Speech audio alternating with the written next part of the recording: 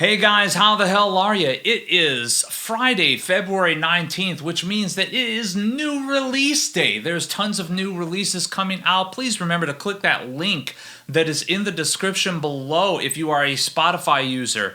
And give that playlist a follow. That is Arnold Plays Guitar's new release radar. There again, I still might change the title, but for now that's what we're fucking calling it. And that playlist is going to get completely deleted, completely re-added to every single weekend with all that weekend's new releases so that together we can dive in, check it out, hopefully look for buried treasure like what this week's album of the week was. Firstly, before I get into what this video is all about, something I've noticed from looking at all of the analytics with regards to the channel, with regards to the videos I've been posting lately, there is a ton of you guys that are watching these videos who are not subscribed. Please, please, please subscribe. The more subscribers I have, the more interactions I have on these videos, on the live streams, etc., the more likes I get, the more that it kind of affects the algorithm and gets this channel out there a little bit more so that people can discover it. So if you guys dig the content, show that you dig the content. Like the video, subscribe to the channel. There's tons more metal guitar oriented content that is always coming out. And the more people latch onto this, the more content I will be able to do for you guys. So for those of you guys that aren't aware, I love new releases. I love new music. I've got an insatiable lust for new metal music, and I'm always diving into all these lists that I find online, checking out new bands, checking out new releases that are coming out. And I make this playlist. I used to just make it for myself so I could check things out, but now I want to make it public for you guys to check out as well. But you'll never know what you might just all of a sudden stumble across and like, oh, this is incredible. The last few album of the years for me have all been like that, where it's like, oh, this came out of left field. This is beautiful. This is a perfect bit of metal music making. I love this record. And had I not been like diving in deep like this, I would have never known about it, because these aren't releases a lot of times that get a lot of sort of airplay, or not really airplay, but more like mention in like news outlets and stuff like that. So a lot of times you have to kind of dive deep to find the really good shit. Not to say that occasionally you can't find the really incredible stuff as well that everybody knows about. The stuff that's maybe a little bit more mainstream, maybe not mainstream, but at least talked about, at least known. Like for instance, this week, Immortal Guardian, the Bros, came out with a new record this week that was fucking incredible, as you would expect from Immortal Guardian. I mean, like, I love these guys. You know, it's kind of funny. Like, I actually met them all at NAMM and got to know them through talking with them a little bit, even before I started listening to the music. The music is just kind of icing on the cake for me, but man, the music is fucking good. This new release is no exception. Really great. Besides that, Abiotic came out with a new record. There again, another instance where kind of, in this case, a friend of a friend. Like, just from living in the Bay Area and knowing someone from that scene that sort of made it into this group. And Travis is an awesome vocalist. He's on full display on that new Abiotic record. In my opinion, easily the best Abiotic record that has ever come out. Every single person in that band is absolutely killing it, creating that awesome technical deathcore, but yet really super catchy.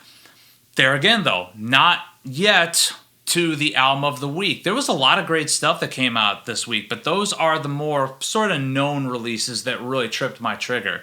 Besides that, if you like your Swedish death metal stuff, Grand Cadaver came out with a new EP that was fucking incredible. A Russian power metal band that literally, it's really tough if you don't speak Russian or read Cyrillic to find these guys, but it's worth your time, I promise you.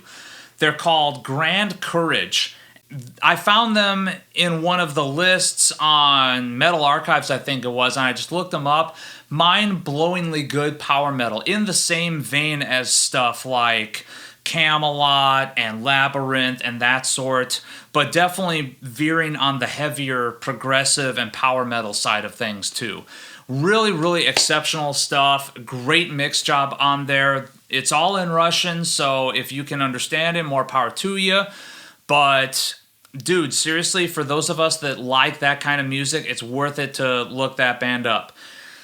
A band called Noctambulist came out with an incredible black gaze post-black metal record that was so good. I almost made it as my album of the week. I loved most of the songs on that record. Fantastic delivery, fantastic mix, fantastic songwriting.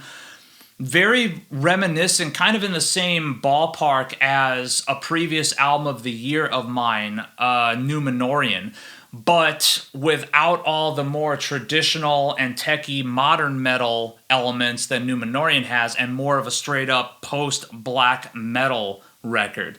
Noctambulist was great, but my number one album of the week, a band I've never heard of before, but they have a fair amount of pedigree in there. I don't know how to accurately pronounce this band name, so I apologize, but I think they're called Xael or Xael or something like that. Xael. They came out with a new record called Bloodtide Rising, symphonic death metal at its finest. And what I mean by that is think along the lines of stuff like Septic Flesh. Think along the lines of Dimmu Borgir at their most brutal and their most blasting. Think about stuff like even Divine Heresy if it had more of an atmospheric element to it. Think about Flesh God Apocalypse for that matter. Maybe a little bit of Rotting Christ or Behemoth in there.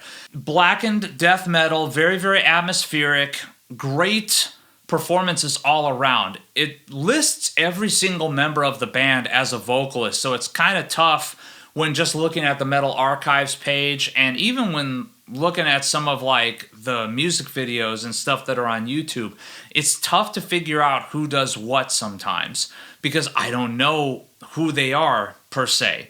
But the deliveries on all the vocals are fantastic. You've got a few different guys putting forth their death growls. One of those guys is Brad Paris, who also plays bass and sings in Nile. He's got that really awesome sort of buried but brutal growl that he puts on full display in his main band.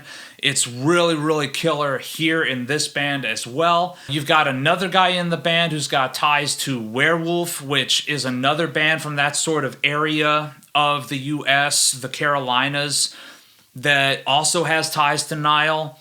There's the drummer from Enthean plays drums in this band as well, and he's just fucking killing it. Super, super fast carpet roll patterns, man. He blasts when he wants to, but man, dude, like, he really kind of carries it on this release with his staccato patterns. The guitars kind of have to keep up with him, and it's making for a very, very interesting and engaging listen on those riffs that they've come out with. But back to the vocals, like there's also some clean vocals in play here. A few different types of deliveries too. There again, I really wish I knew who was doing what. Some guy is just kind of doing like sort of a like kind of pushed yelling kind of thing that is actually fitting the music really, really well. Not too far unlike what the bass player of Flesh God Apocalypse does, but without the falsetto.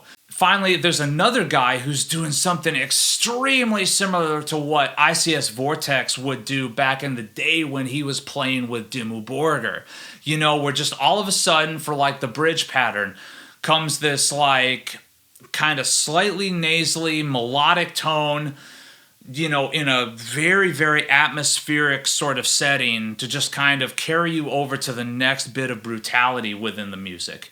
And like all of these vocalists working together are creating something really, really nice. There's a lot of interplay. There's a little bit of call and response here and there. It all fits within the music fantastically. The mix job is also really, really good. The drums, the bass drums are a little clicky, so if that is something that you always call out on a lot of releases you listen to, you're probably going to call that out here too. But if you can let that slide and focus on the performance, you'll be like, oh, fuck, that's why you've got that sort of like clicky triggering pattern going on, because you need to be able to discern what is being played. As far as like the guitar tone goes, ooh, a lot of us old school death metal guys have a lot to love about this, because I'm sure I'm way off base here, but to me it doesn't sound like a typical 5150 or Mesa Dual Rec. To me, I'm hearing something that sounds very solid state death metal-y here. Whether it be an Ampeg VH140, whether it be a Marshall Valve State, whether it be a Crate GC130 or something like that, something in there sounds very solid state, and it actually fits the music really, really well with how much keyboard orchestration is there in the background. So, you know, I think this is an incredible release. It came totally out of left field for me. Definitely something that, had I not just thrown it onto this playlist, I would have never known about it, because I have seen no coverage in any sort of metal news media about it. I have not really seen anyone talking about it online, and yet here it is.